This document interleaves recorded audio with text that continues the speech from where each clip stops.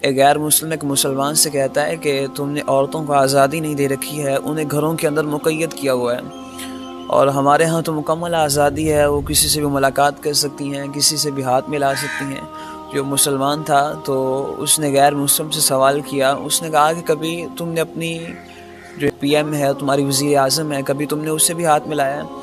تو غیر مسلم کہتا ہے وہ تو شہزادی ہے، وہ کوئی عام عورت تھوڑی ہے کہ ہر کسی سے ہاتھ ملا لے۔ تو مسلمان بڑا فہم و فراست رکھنے والا تھا، اس نے کہا تمہارے پاس فقط ایک شہزادی ہے، کہا تمہارے پاس صرف ایک شہزادی ہے، اور اسلام نے عورتوں کو یہ عزتیں عطا کی ہیں، فرمایا یہاں ہر بیٹی اسلام کی شہزادی ہے۔ تو یہ عزتیں کس نے عطا کی ہیں، یہ وقار، یہ عظمتیں اور یہ بلندیاں کس نے عطا کی ہیں؟ یہ میرے حضور نے عطا کی ہیں۔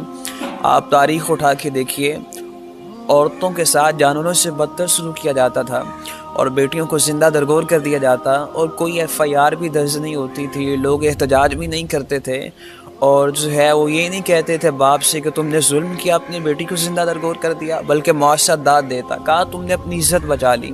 تو اس قدر شفاق معاشرہ تھا، تو اللہ کو انسانیت پہ رحم آیا، اللہ نے اپنا رسول مبعوث کر دیا۔ تو یہ سارے حقوق، یہ عزتیں کس نے عطا کی ہیں؟ یہ اسلام نے عطا کی ہیں۔ آج وومن رائٹس کی بات کرتے ہیں تو میں اس پہ کہتا ہوں، میں نے کہا کہ ان کا کوئی اس طرح کا کوئی مقصد نہیں ہے، یہ عورتوں کو بازار میں کھڑا دیکھنا چاہتے ہیں۔ میں نے کہا انہوں نے خاک حقوق دینے ہیں، جنہوں نے گھر کی چار دیواری سے نکال کر بازار میں کھڑا کر دیا۔ حقوق تو اسلام نے عطا کی ہیں۔ میرے حضور نے صاف فرمایا جنت تحت اقدام الامہات، فرمایا جنت تو ماں کے قدموں تلے ہے۔ تو ایک لمحے میں حضور نے فرش سے اٹھا کے عرش تک نہیں پہنچا دیا ہے، تو یہ حقوق اسلام نے عطا کی ہیں، یہ عزتیں، یہ رفعتیں، یہ بلندیاں اسلام نے عطا کی ہیں۔ تو جس اسلام نے اتنے حقوق عطا کیے ہوں تو کیا یہ زیبا ہے کہ اسی سے بغاوت کی جائے؟ تو میں یہ کہتا ہوں کہ یہ حجاب اور چادر جو ہے یہ بوجھ نہیں ہے، یہ اسلام کا دیا ہوا اعزاز ہے۔ اسلام چونکہ عورتوں کی پروٹیکشن چاہتا ہے، ان کی حفاظت چاہتا ہے، تو اس لیے پردے کا حکم دیا گیا ہے۔ اور آج مغرب کی طرف سے یہ چیزیں داخل کرنے کی کوشش کی جا رہی ہے۔ بعض لوگ کہتے ہیں یہ پردہ تو دل کا ہوتا ہے، پردہ تو آنکھ کا ہوتا ہے۔ تو میں کہتا ہوں کہ ام المومنین سے بھی زیادہ کسی کا دل صاف ہوگا، جنہیں رسول اللہ صلی اللہ علیہ وآلہ وسلم کی قربت نصیب تھی، تو ان سے کہا گیا کہ پردہ کرو، تو آپ کیا چیز ہوتے ہیں؟ جنہیں رسول اللہ صلی اللہ علیہ وآلہ وسلم کی قربت حاصل تھی۔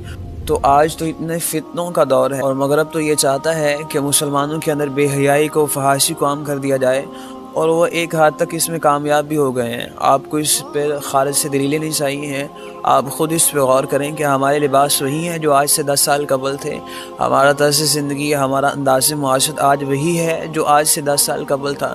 تو ہم نے انداز زندگی، طرز زندگی مغرب سے نہیں سیکھنا ہے، ہم نے قرآن سے سیکھنا ہے۔ ہم لاوارث تھوڑی ہیں، ہمیں رسول اللہ نے قرآن دیا ہے، تو ہم نے زندگی گزارنے کا ڈھب، زندگی گزارنے کا سلیقہ قرآن سے سیکھنا ہے۔ اگر ہم رسول اللہ صلی اللہ علیہ وآلہ وسلم کے بتائے ہوئے اسوہ نور کے مطابق پیکر شرم و حیا بن کے زندگی گزاریں گے تو دنیا میں بھی کامیابی ہیں اور آخرت میں بھی کامیابی ہیں۔ اگر اس کو ہم پسے پش ڈال دیں گے تو پھر دنیا میں بھی رسوا ہوں گے اور آخرت میں بھی رسوا ہوں گے۔